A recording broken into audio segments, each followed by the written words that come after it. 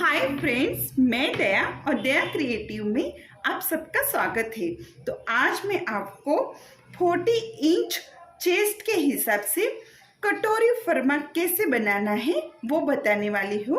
और ये फर्मा आपको बहुत काम आने वाला है। बिल्कुल परफेक्ट तरीके से मैं इस फर्मे को आपको बताने वाली हूँ कि डीप गला हो तो आपको शोल्डर कैसे लेनी चाहिए, और अगर आप डीप गला नहीं पहन रहे हो तो शोल्डर कितनी लेनी चाहिए, आर्म होल कितना लेना चाहिए, पूरी डिटेल्स मैं आपको इस वीडियो में बताने वाली हूँ। अगर आपको इस प्रकार से हैवी चेस्ट में या हैवी साइज में कोई भी आपको फर्मा कटिंग करने में प्रॉब्लम आती है तो इस वीडियो को देखने के बाद आपको बिल्कुल भी इस प्रकार से कोई प्रॉब्लम नहीं आएगी। तो आपको क्या करना है, सबसे पहले पेपर पे हमें कटिंग को मैं बताने वाली हूँ। तो आपको कोई भी एक पेपर लेना है, जो अपना न्यूज़पेपर आता है बस उसको आपको ले लेना है और उस न्यूज़पेपर को आपको ऐसे डबल फोल्ड में लेना है, ठीक है, क्योंकि हम इसमें आगे और पीछे दोनों पार्ट्स को कटिंग कर सकेंगे। तो मैंने यहाँ पे इस न्यूज़पेपर को ले लिया है और 40 इंच के हिसाब से इसकी मैं चेस्ट के हिसाब से कटिंग करने वाली हूँ, ठीक है। और कमर है 34 इंच, तो उसके हिसाब से हम सबसे पहले कटिंग करेंगे। ऊपर आपको सबसे पहले यहाँ से टेप रख के नाप लेना है, ठीक है। यहाँ से लंबाई, जो आपकी ब्लाउज की लंबाई है उसको लेना है। जैसे कि यहाँ मेरी ब्लाउज की लंबाई है 14 इंच, ठीक है। तो मैं 14 इंच, देखो यहाँ पे 14 इंच जो है वो परफेक्ट हमारा ब्लाउज बनेगा। इसमें आपको 1 इंच लेना है प्लस, 1 इंच को आपको प्लस करके लेना है सिलाई मार्जिन के लिए। तो यहाँ मैं पूरा माप ले रही हूँ 15 इंच, आपको 15 इंच पे मार्क करना है। अब आपको यहाँ पे देखो सबसे पहले शोल्डर पे निशाना करना है, ठीक है। तो शोल्डर यहाँ मेरे कस्टमर के हिसाब से 10 इंच की इनकी शोल्डर है। जो रेडीमेड ब्लाउज है उनका, तैयार ब्लाउज का 10 इंच इनको शोल्डर चाहिए, ठीक है। अगर आप डीप गला बना रहे हो, अगर आपका गला 11 इंच या 12 इंच है तो आपको हमेशा शोल्डर बहुत कम लेनी चाहिए। जैसे कि 9 इंच ले सकते हो और 8 इंच भी आपको ले सकते हो, बिल्कुल कोई प्रॉब्लम नहीं आएगी। तो यहाँ पे समझो 10 इंच इनकी शोल्डर है और इनका गला भी है वो नॉर्मल है 10.5 इंच। तो 10.5 इंच पे इनका डीप गला है बैक का। तो यहाँ पे शोल्डर लेनी है आपको, देखो शोल्डर हम लेंगे, शोल्डर का हाफ लेंगे बराबर 5 इंच। अब यहाँ पे आपको ना तो मिलाना है ना घटाना है, बिल्कुल कुछ नहीं करना है, सिर्फ हम यहाँ पे 5 इंच पे निशाना किया है मैंने। अब आपको आर्म होल डालना है। यहाँ से सीधा इस प्रकार से टेप को पकड़ेंगे और आर्म होल लेंगे। तो 40 चेस्ट के हिसाब से आपको आर्म होल लेना है 6.25 इंच, बिल्कुल आपको 6.25 इंच ही लेना है। 6.5 इंच हम 42 इंच पे लेते हैं, ठीक है, और 6.25 इंच आपको 40 इंच की चेस्ट के हिसाब से लेना है। तो इस प्रकार से ये हमारा आर्म होल हो गया। अब आर्म होल में झोल ना आए उसके लिए मैं भी आपको आगे बताने वाली हूँ। अब आपको क्या करना है, इस पेपर को इस प्रकार से यहाँ से आपको यहाँ तक, ठीक है, यहाँ से यहाँ तक लेना है। आपको जो चेस्ट है उसका नाप डालना है, ठीक है। जैसे कि चेस्ट इनकी हमने बोला कि 40 इंच है, तो देखो चेस्ट आ गई 10 इंच, ठीक है। यहाँ पे हमें 10 इंच पे वैसे मार्क किया ऐसे, और इसमें आपको प्लस करना है 1.5 इंच, ये हमारी सिलाई मार्जिन के लिए। तो मैंने यहाँ पे देखो फ्रेंड्स, यहाँ से यहाँ तक आपको लेना है चेस्ट का चौथा भाग, ठीक है, चेस्ट का चौथा भाग ले लिया।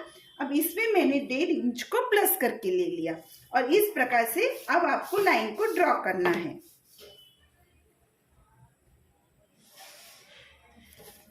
बिल्कुल ऐसे, ठीक है। अब आपको नीचे की ओर कमर का चौथा भाग डालना है। अब कमर इनकी 34 इंच है, ठीक है, तो 34 के हिसाब से आ गया 8.5 इंच। अब 8.5 इंच हमने ले लिया और इसमें आपको 1.5 इंच सिर्फ प्लस करना है, ठीक है। हम यहाँ पे सिर्फ 1.5 इंच ही प्लस कर रहे हैं। अब आप बोलोगे कि टक्स के लिए आपने तो एक्स्ट्रा नहीं बढ़ाया, लेकिन टक्स हमारा पीछे आता है, आगे नहीं आता। तो जब भी हम कटिंग करेंगे तो पीछे की ओर बढ़ा के करेंगे। तो आपको इस प्रकार से सिर्फ नीचे की ओर भी कमर का चौथा भाग लेना है और इसमें 1.5 इंच को प्लस करना है। बिल्कुल ऐसे करोगे तो आपका ब्लाउज बिल्कुल नहीं बिगड़ेगा। देखो ये हमारी सिलाई मार्जिन होगी फ्रेंड्स। तो यहाँ पे देखो इस प्रकार से आपको ये लाइन ड्रॉ करनी है सिलाई मार्जिन के लिए। अब यहाँ पे देखो ये हमारा हो गया 1.5 इंच सिलाई मार्जिन के लिए जाएगा। अब यहाँ से आपको 1.5 इंच लेना है बैक का आर्म होल। जो बैक आर्म होल होता है उसके लिए हमें बिल्कुल यहाँ पे 1.5 इंच को लेना होता है। और अगर और सरल आपको अगर आर्म होल का आपको शेप अच्छे से नहीं आ रहा हो तो हमेशा आपको क्या करना होगा, देखो यहाँ पे हमने ले लिया था 6.25 इंच, तो इसका बीच का पॉइंट लेना है। 3 और 1 पॉइंट लेंगे, इसका बीच का पॉइंट निकल जाएगा और यहाँ से आपको 1/2 इंच बाहर की ओर आना है। ठीक है, 1/2 इंच बाहर की ओर आएंगे और देखो इस प्रकार से लाइन को ड्रॉ करेंगे। अगर आपको आर्म होल का शेप नहीं आ रहा है तो ये सबसे सरल और आसान तरीका है। और फिर आपको इस शेप को बनाना है। देखो ऐसे ऐसे करके इस शेप को बस यहाँ पे आपको जोड़ना है ऐसे। तो ये आपका आर्म होल का बैक आर्म होल का शेप बन जाएगा। ठीक है, तो इस प्रकार से ये आर्म होल का शेप आप आसानी से बना सकते हो ऐसे। अब यहाँ पे बैक का बन गया, हम अभी फ्रंट का बनाएंगे। ठीक है, तो फ्रंट का बनाने के लिए सिर्फ 1/2 इंच आपको अंदर की ओर आना है। 1/2 इंच हम अंदर की ओर आएंगे और 1/2 इंच अंदर की ओर आके आपको इस प्रकार से देखो ये आर्म होल है उसको ड्रॉ करना है बिल्कुल ऐसे। ठीक है, तो ये हमारा आगे का हो गया। अब आपको यहाँ पे अगर झोल आता है, क्योंकि जब चेस्ट के हिसाब से और बड़ी साइज होती है तो उसके हिसाब से झोल बहुत आता है। तो उसके लिए आपको क्या करना है, यहाँ पे 1/2 इंच बिल्कुल 1/2 इंच ऊपर से नीचे की ओर आना है और ये लाइन जो है बस यहाँ पे मिलानी है ऐसे। तो फ्रेंड्स आपका बिल्कुल भी झोल आने का जो प्रॉब्लम है वो नहीं रहेगा।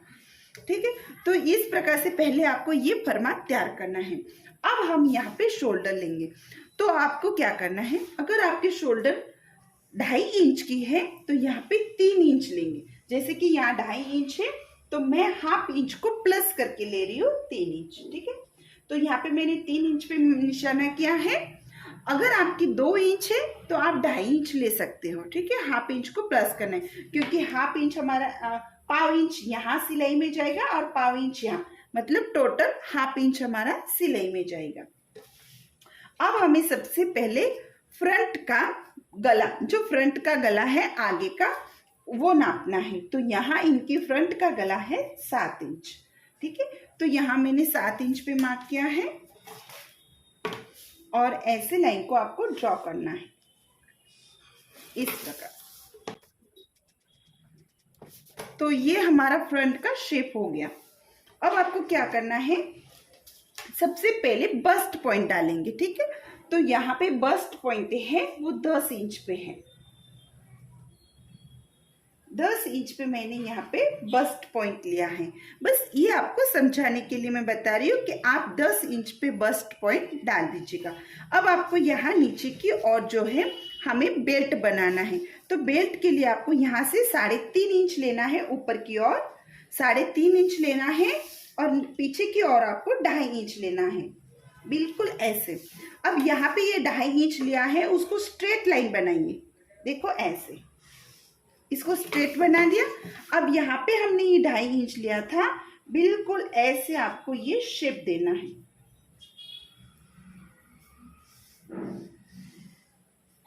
ऐसे। देखो इस प्रकार से आप बेल्ट बनाओगे तो बेल्ट का शेप भी काफी अच्छा आएगा। ठीक है, तो मैं आपको बहुत अच्छे से समझाने के लिए इसको बता के बना रही हूँ। अब आपको क्या करना है, जब आपको कटोरी निकालना नहीं आ रहा कि चेस्ट 40 है तो इसकी कटोरी कैसे निकाले। ठीक है, तो आपको क्या करना है, सबसे पहले यहाँ से यहाँ तक, यहाँ सिलाई तक सिर्फ नाप को देखो इस प्रकार से टेप को रखना है बिल्कुल और नाप लेना है। अगर आप 40 चेस्ट के हिसाब से कटिंग कर रहे हो तो आपका नाप भी बिल्कुल ऐसे ही आएगा। ठीक है, तो यहाँ पे देखो मेरा नाप आ गया है 9 इंच। अब यहाँ पे मेरा 9 इंच मार्क मैंने यहाँ पे 9 इंच मेरा यहाँ पे आ गया। अब इस 9 इंच के आपको 3 भाग बनाने हैं। जैसे कि 3 भाग करूंगी मैं 9 के, तो एक भाग ये हो गया 3 का और 3 ये 2 6 पे मारूंगी। यहाँ पे एक निशाना किया, यहाँ पे देखो सारे ये जो निशाने सेम आने चाहिए। जैसे ये 3 है, ये 3 है और ये भी 3 है। अगर इस प्रकार से आप निशाना करोगे तो आपकी कटोरी जो है बिल्कुल परफेक्ट बनेगी। अब यहाँ पे हमें सिर्फ 2 निशाने लेने हैं। देखो ये 3 और 3 6, मतलब हमारी कटोरी है वो 6 इंच की बनेगी। ठीक है, तो यहाँ 6 इंच पे आपको निशाना बिल्कुल करना है और यहाँ से आपको बिल्कुल 2.5 इंच लेना है ऐसे। ठीक है, और अब आपको शेप देना है।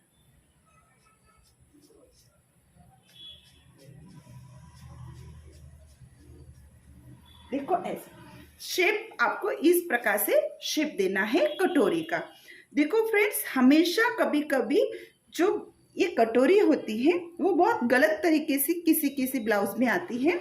यहाँ पे बहुत कम होता है किसी की स्पेस, लेकिन ऐसा नहीं होना चाहिए। ठीक है, हमें इसके 3 भाग किए और 2 भाग है उसकी कटोरी बनाई, और बिल्कुल इसी प्रकार से करोगे तो आपकी ये कटोरी बहुत परफेक्ट तरीके से बनेगी।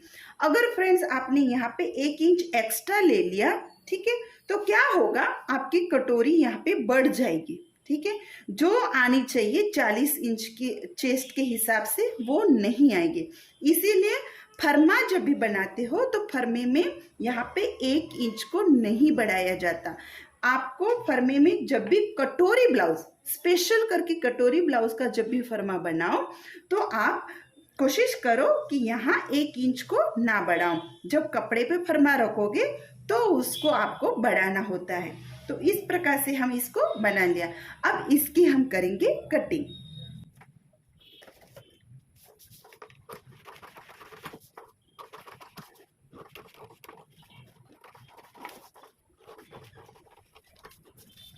तो देखो फ्रेंड्स, पहले कटिंग आपको इस प्रकार से कर लेनी चाहिए। ठीक है, इस प्रकार से आपने कटिंग कर ली तो अब हम इसको ऐसे खोलेंगे और यहाँ बीच से आपको यहाँ ऐसे आपको पकड़ के बिल्कुल हल्के हाथ से इसको ऐसे 2 बनाने बाद, ठीक है, 2 भाग आपको इसके बनाने हैं। और ये हो गया हमारा आगे का भाग और ये हो गया हमारा पीछे का भाग। और इस एक भाग को, इस पार्ट को हम साइड में रखेंगे और इस पार्ट को लेंगे। और सबसे पहले हमें ये बेल्ट कटिंग करना है।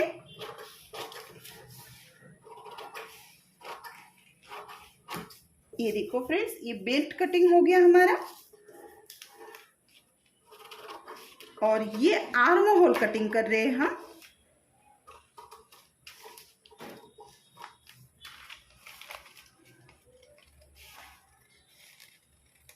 तो ये हमारा आगे का आर्म होल कटिंग हो गया।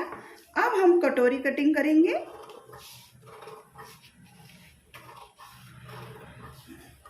ऐसे, ठीक है। अब यहाँ पे इस भाग को रख देते हैं साइड में। अब बैक पार्ट को ले लिया, बैक पार्ट को लेना है और बैक जो आपका गला है उसको यहाँ पे डालना है। जैसे कि यहाँ 10.5 इंच मेरा पीछे का गला है, तो पीछे का गला आपको 10.5 इंच पे मार्क करना है। और बिल्कुल ऐसे। अब आपको शेप कैसे देना है वो देखो कि यहाँ पे हमें जो शेप देना है राउंड में देना है। जब आप राउंड में दोगे तो इस लाइन के बाहर दीजिएगा। जब आप इस लाइन के बाहर दोगे तो इसका जो शेप है काफी अच्छे से उभर के आता है।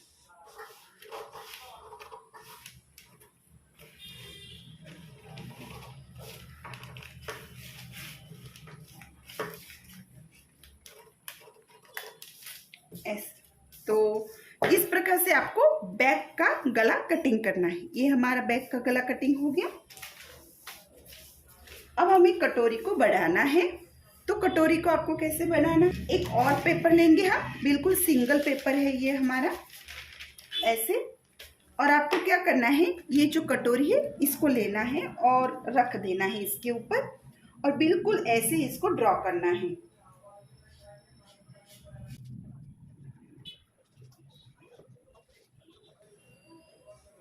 ऐसे, ठीक है। अब आपको क्या करना है, इस कटोरी को ऐसे फोल्ड करना है और यहाँ पे निशाना करना है। फोल्ड किया और निशाना किया, देखो ऐसे आपको ड्रॉ करना है इस कटोरी को। अब यहाँ से 1.5 इंच बढ़ाना है नीचे की ओर से। देखो यहाँ से 1.5 इंच बढ़ाया, यहाँ से आपको 1 इंच बढ़ाना है ऐसे, और यहाँ से आपको 1.5 इंच बढ़ाना है फिर से ऐसे। यहाँ 1.5 इंच, यहाँ 1.5 इंच और यहाँ 1 इंच, और यहाँ बढ़ाएंगे हम बिल्कुल 1/2 इंच ऐसे। 1/2 इंच को हमने यहाँ बढ़ा लिया। अब आपको इस पॉइंट को जोड़ने हैं। इसको यहाँ पे जोड़ा, इसको यहाँ पे जोड़ दिया, इसको यहाँ पे जोड़ दिया। देखो फ्रेंड्स, इस प्रकार से, ठीक है। अब आपको इसी कटोरी को रखना है इस पॉइंट पे, देखो यहाँ पे, और ऐसे रखना है।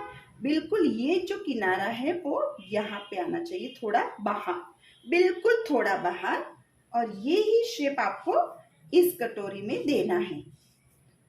ऐसे अगर शेप दोगे फ्रेंड्स, तो जो फिटिंग करोगे तभी ये ब्लाउज काफी अच्छे से फिटिंग में आता है। अब हम इस शेप को कटिंग करेंगे। अब ये हमारी मेन कटोरी होगी।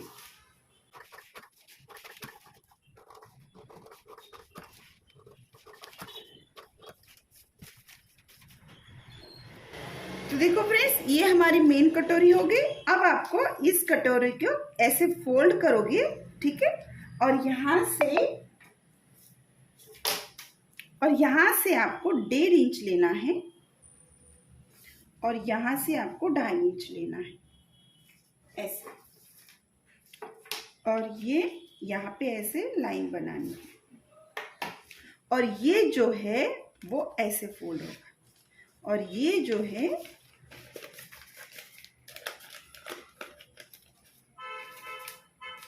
ये देखो फ्रेंड्स, ये हमारी 40 इंच की कटोरी बिल्कुल यहाँ पे लगेगी ऐसे, ठीक है। बिल्कुल ऐसे आपकी ये कटोरी लगेगी। और अगर इस प्रकार से आप इस फर्मे को कटिंग करते हो फ्रेंड्स, तो आपका गारंटी के साथ बोलती हूँ कि आपका ब्लाउज कभी नहीं बिगड़ेगा। चाहे आप कस्टमर का सियो, आप ना खुद का सियो, तो भी आपका ब्लाउज बिल्कुल नहीं बिगड़ेगा। बिल्कुल इसी प्रकार से आपको कटिंग करना है, और ये फर्मा आपको हमेशा अपने पास रखना है। और स्लीव्स जो है वो स्लीव्स की कटिंग ऑलरेडी मैंने मेरे चैनल पे बताई हुई है, तो आप स्लीव्स को भी आसानी से उसी प्रकार देख के कटिंग कर सकते हो। तो फ्रेंड्स, आज का ये वीडियो आपको कैसा लगा मुझे कमेंट बॉक्स में ज़रूर बताना। थैंक यू, धन्यवाद।